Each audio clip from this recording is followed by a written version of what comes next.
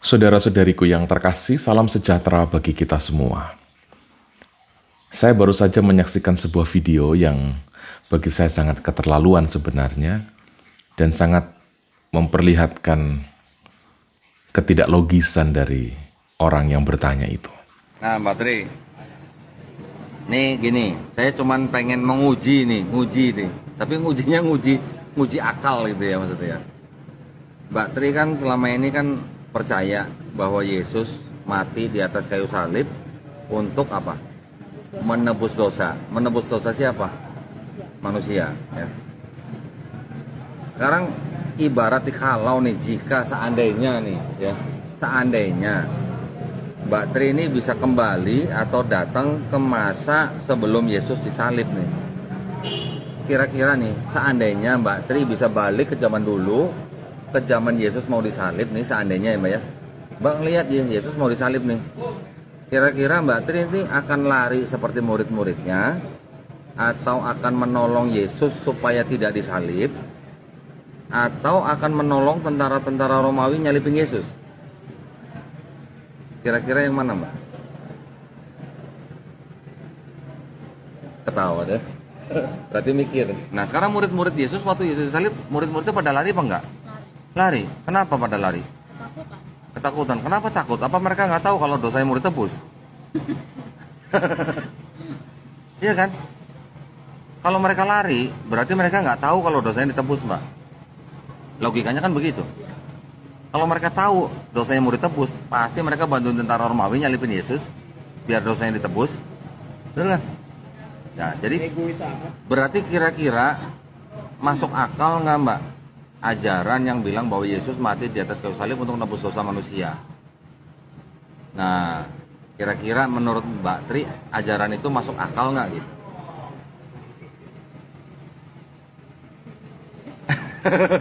Alhamdulillah, berarti Mbak mikir. Masih mikir aku. Ya.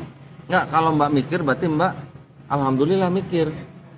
Karena banyak orang yang nggak mikir dengan konsep seperti itu. Artinya ada yang bermasalah dengan konsep itu gitu loh Mbak. Ya kan? Kalau bantu Yesus disalib kok tega gitu ya. Kalau bantu Yesus supaya nggak disalib ntar nggak ada penebusan dosa gitu. Terus kalau ikut lari sama murid-muridnya Yesus berarti berita penebusan dosa itu berarti nggak diketahui sama murid-muridnya. Ya, paham Mbak ya? Ketawanya biasa aja dong. Dalam video itu diperlihatkan bagaimana seseorang itu bertanya kepada seorang perempuan di sebuah tempat menyangkut keimanannya akan Yesus Kristus. Perempuan itu percaya bahwa Yesus adalah penebus dunia, penebus seluruh manusia. Tetapi penanya itu berkata, kalau misalnya ibu itu kembali kepada zaman waktu Yesus hidup, ibu itu akan berperan sebagai apa? Membantu serdadu menyalibkan, atau melawan serdadu supaya Yesus tidak disalibkan? Sebuah pertanyaan yang membuat orang pasti akan bingung dalam seketika. Membiarkan Yesus mati, kasihan. Membantu Yesus agar tidak mati disalib, nanti dia gagal jadi penebus dunia. Itu yang akan spontan dipikirkan oleh orang. Lalu orang itu bilang, penanya tadi mengatakan, banyak orang beriman tidak pakai logika, tidak mikir, menerima begitu saja konsep beriman. Mungkin secara tidak langsung dia mau mengatakan bahwa banyak orang Kristen itu dianggapnya beriman tapi tidak pakai otak. Saya sangat heran dengan penyimpulan yang seperti itu. Karya ilahi kok diotak-atik seperti rumus matematika. Bagi saya ini pelecehan terhadap keberimanan. Semua agama punya ruang untuk ditanyai seperti itu. Baik, saya coba akan menayangkan atau menyampaikan sebuah persoalan yang serupa. Misalnya begini, ada seorang perempuan diperkosa beramai-ramai, lalu hamil dan melahirkan seorang anak. Anaknya itu ternyata di kemudian hari menjadi orang yang sangat luar biasa, bahkan berjasa menolong Anda dari kematian karena musibah. Anda menjadi sangat akrab dengan orang itu dan menganggapnya seperti keluarga Anda sendiri. Lalu tiba-tiba ada orang datang dan bertanya kepada Anda, kalau Anda kembali kepada masa lalu orang itu, apa yang Anda akan lakukan? Membiarkan perempuan atau membiarkan ibunya diperkosa beramai-ramai atau mungkin bahkan membantu memperlancar proses pemerkosaan supaya kemudian anak hasil pemerkosaan itu akan menjadi penolong yang meluputkan Anda dari kematian? Atau Anda akan membantu menggagalkan pemerkosaan itu dengan konsekuensi Anda akan mati karena tidak ada yang menolong nanti? Bingung bukan? Dan tidak mudah menjawab pertanyaan yang seperti itu kalau titik berangkatnya itu keliru. Jadi, membuat pertanyaan menggunakan bagi saya premis yang tidak benar untuk membangun sebuah logika. Logika itu berarti jelas konteksnya, waktunya jelas. Bagaimana menyusun sebuah logika menggunakan standar waktu yang berbeda.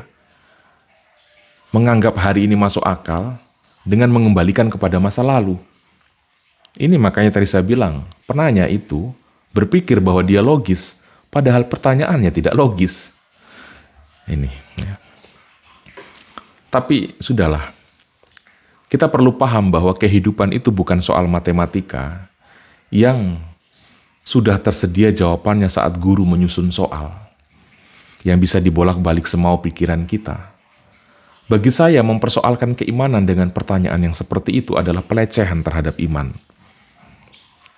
Orang beriman adalah orang yang mengaku bahwa Allah itu berkarya dan karya Allah itu sekali lagi bukan rumus matematika. Saya tambah satu contoh lain. Anggaplah virus COVID-19 kemarin memang dibuat oleh satu penjahat. Anggaplah demikian. Dan Anda adalah seorang pengusaha pembuat masker. Bisnis Anda di tahun 2018 biasa-biasa saja. Bahkan tidak jarang Anda merugi. Anda punya banyak hutang di bank. Anak Anda sedang sakit keras dan perlu biaya operasi yang sangat mahal. Belum lagi rumah Anda terancam disita oleh bank. Lalu, tahun 2020 sampai 2021 yang lalu, ada banyak kasus COVID-19. Tiba-tiba bisnis masker saat itu meroket begitu tinggi. Bisnis Anda pun terkena dampak dari keuntungan itu. Sampai Anda sendiri terheran-heran. Akhirnya Anda bisa membayar lunas selesai hutang Anda di bank. Anak Anda bisa dioperasi dan kembali sehat. Bahkan Anda kini memiliki beberapa rumah. Tabungan berkali lipat dibanding sebelumnya.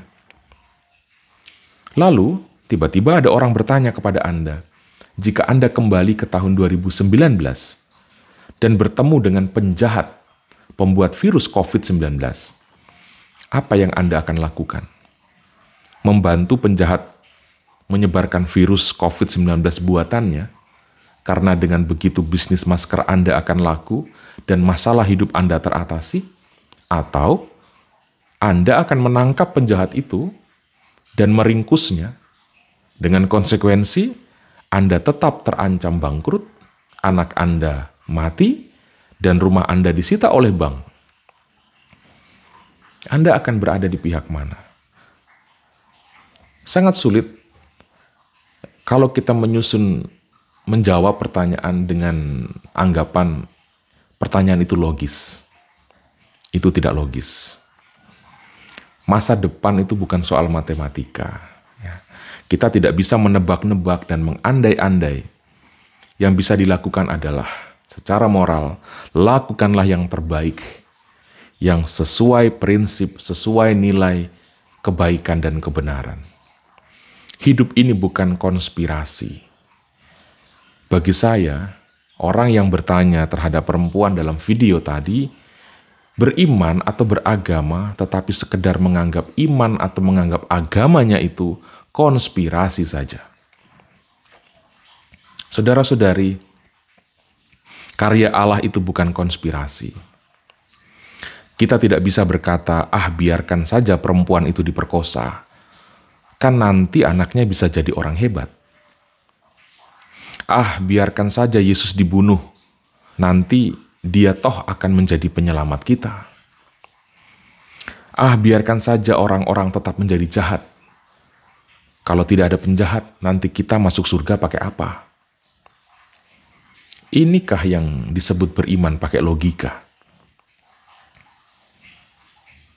Ini justru tidak logis. Berhadapan dengan perempuan yang terancam, kita perlu menolong. Berhadapan dengan orang yang hendak dihukum mati, kita harus bisa memberi kesaksian yang benar, yang mungkin bisa meringankan. Berhadapan dengan orang yang diinjak-injak, kita harus menolong dan bukan menjadi penonton. Berhadapan dengan penjahat, kita harus bertindak. Bukanlah sebuah iman yang benar kalau membenarkan kejahatan, membenarkan kekerasan dengan dalil untuk kebaikan, dengan dalil untuk masuk surga. Saudara-saudari, kita percaya bahwa Allah itu bisa menghasilkan madu dari bangkai singa. Karya Allah itu misteri ilahi, dan justru itulah kita beriman kepadanya. Pengkhianatan Yudas Iskariot di dalam kekristenan tetaplah sebuah kejahatan. Tidak ada pembelaan terhadap itu. Tetapi Allah bisa berkarya mengubah makna korban pengkhianatan menjadi tokoh penebusan. Dan orang akhirnya jadi bingung. Kita harus mendukung dan berterima kasih kepada Yudas, atau membenci dan mengutuk Yudas. Namun sekali lagi, beriman itu bukan soal menjawab pertanyaan matematis. Bagi manusia, mustahil, tetapi tidak bagi Allah. Itulah iman. Saya berharap mari kita saling menghargai. Menghargai bagaimana masing-masing dari kita, masing-masing orang melihat karya Allah di dalam kehidupannya secara khusus, secara unik. Kalau seorang mengikuti dan mengimani Yesus sebagai penebus dunia, bukan berarti bahwa dia setuju dengan kekerasan penyaliban. Mensyukuri penebusan bukan berarti menyetujui kekerasan penyaliban. Kekerasan yang merendahkan kemanusiaan tetap harus dikutuk. Justru dengan mensyukuri dan merayakan penebusan Yesus Kristus, kita diingatkan betapa rusaknya kejahatan itu. Inilah paradoks iman. Saudara-saudariku, saya mengajak kita semua untuk jangan mudah terkecoh ketika orang mengatakan, ini logis, ini tidak logis. Sesuatu yang katanya logis itu juga perlu untuk diverifikasi. Banyak orang menggunakan kata logis, tetapi menyusunnya secara tidak logis. Tetaplah setia dan tetaplah teguh dengan iman kita ini. Dalam iman akan Yesus Kristus inilah kita selamat. Tidak ada keselamatan di luar Yesus Kristus. Dialah penyelamat seluruh manusia satu-satunya.